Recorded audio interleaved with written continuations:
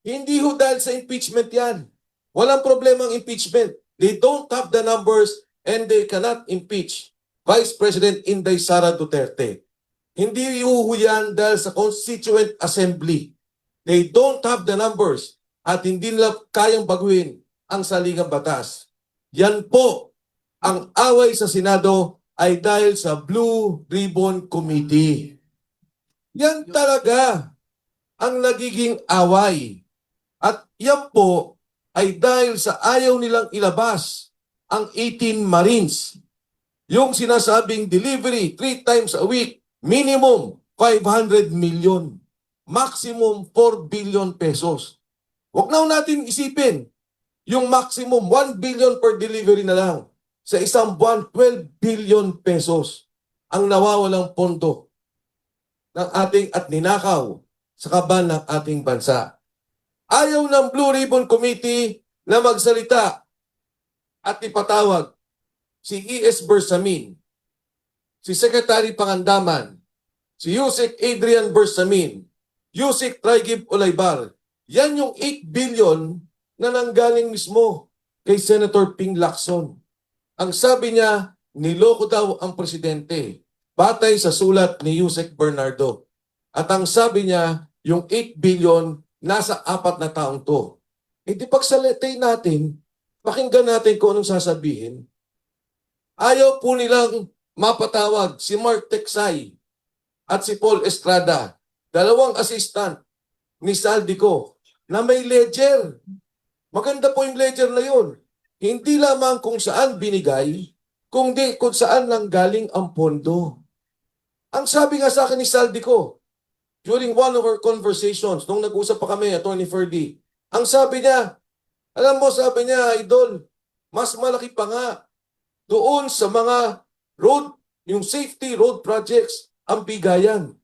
Yung netting, sabi niya, ang laki ng bigayan dyan. Ayaw nilang ipatawag si Manny Bodoan na dapat magsalita dahil sinabi siya yung umawak ng 30 billion na nag-ayos doon sa 100 billion na pondo na ibinigay ni Saldico. Ayaw po nilang marinig si Saldico. Pag si Saldico pinayagan ng Blue Ribbon na magsalita under Zoom, magiging opisyal lahat ng sasabihin niya tungkol sa pondo. At higit sa lahat, ayaw po nilang ipatawag si Speaker Martin Romualdez. Ngayong araw lang naglabas ng statement yung kanyang abogado, si Attorney Atienza. Ang sinasabi, wala daw silang relasyon sa budget. He is the Speaker of the House. There is no direct function governing the budget in terms of approval and execution. E di pakinggan po natin, pagsalitain natin, e di ba ang sabi ni Saldico, yung tamarind na bahay niya, amoy pera na.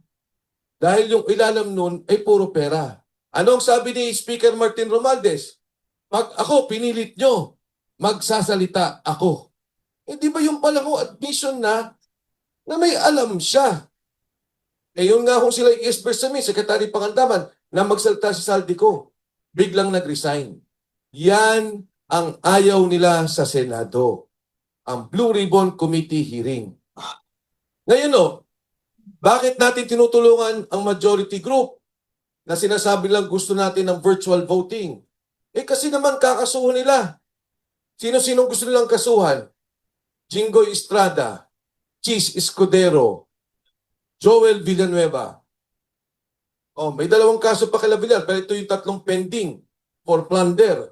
May 2 kaso sa ICC, Senator De La Rosa and Senator Bongo. Kasi pagka umayag sa virtual voting, hindi nila makukuha ang liderato.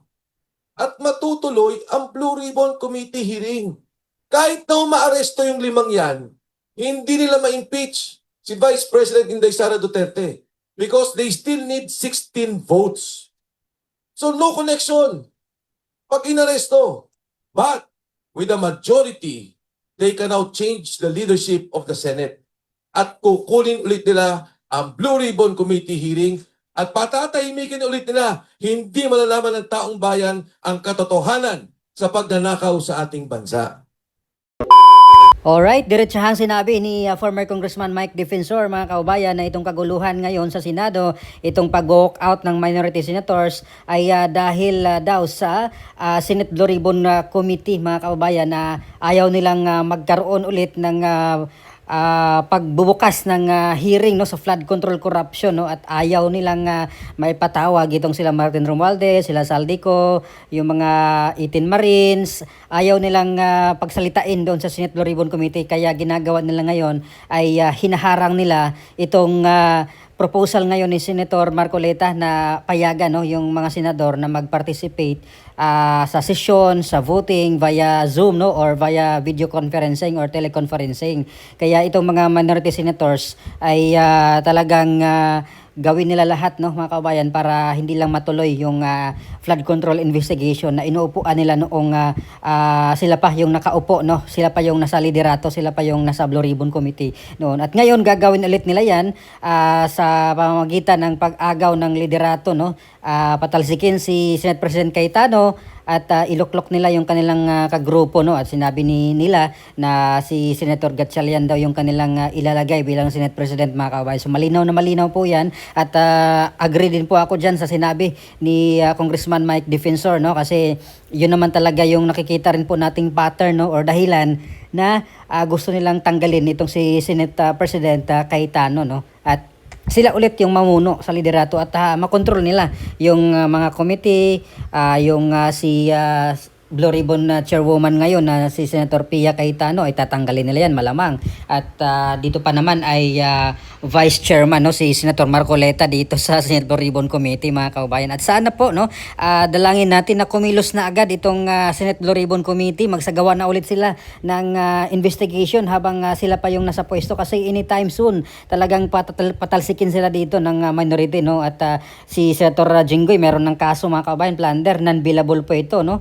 Hindi siya pwedeng magpiyansa dito kasi talagang non-billable yung plunder. At yung iba pang mga senador ay may mga kaso na rin, no, pati sila Senator Marcoleta, yung dalawa merong ICC case na kinaso, mga kababayan, no, sila Senator Bongo, si Senator Bato de la Rosa. So ito talaga ay malayong malayo yung kanilang pagdadalhan nito sa dahig, mga kababayan. Pero itong iba, sila Senator Joel, ay dito si Senator Chis Escudero, ayan, may mga kaso din po yan. So talagang uubusin nila yan, mga kababayan, no, itong mga majority senators ngayon sa mga kaso. At inamin naman po yan, no, or sinabi na po yan ni Senator Amy Marcos na merong mga case build up, no, laban dito sa majority senators, at mayroong pananakot di umano na ginagawa sa kanila. At ito malamang yung dahilan, mga kaubayan, yung Senate Blue Ribbon Committee na kinakatakutan ngayon ng minority senators na magkakaroon ulit ng panibagong hearing at mabulgar yung mga hindi pa nabulgar noong mga nakaraang hearing nila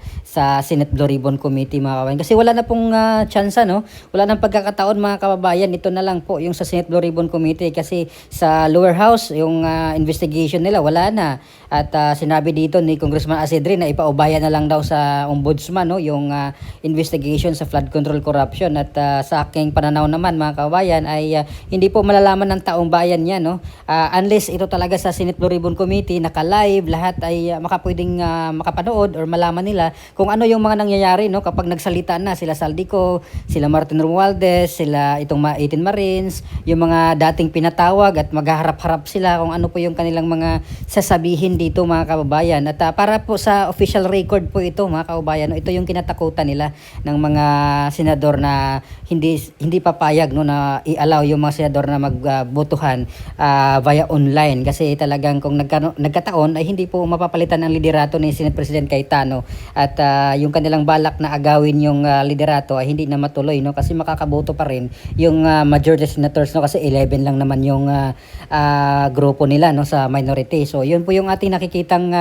dahilan din dyan, mga kababayan, no. Agree po tayo dito sa sinabi ngayon ni Congressman or former Congressman Mike Defensor na yung pinakadahilan na bakit ay nagkagulo ngayon sa Senado dahil dito sa Senate Blue Ribbon Committee, hindi dahil sa impeachment at hindi daw dahil doon sa Constitutional Assembly na inexpose ni Senator Amy Marcos. So ito pala yung sa Senate Blue Ribbon Committee, mga kababayan, kaya nila hinahadlangan at aagawin ulit yung trono or yung liderato ng Senado mula dito kay Senate President Cayetano, at sila ulit yung mamuno para upuan ulit yung investigation ng flood control corruption. So ano po masasabi nyo dito mga kababayan sa statement ni former Congressman Mike Defensor? So please comment down below. Maraming salamat. God bless po sa ating lahat.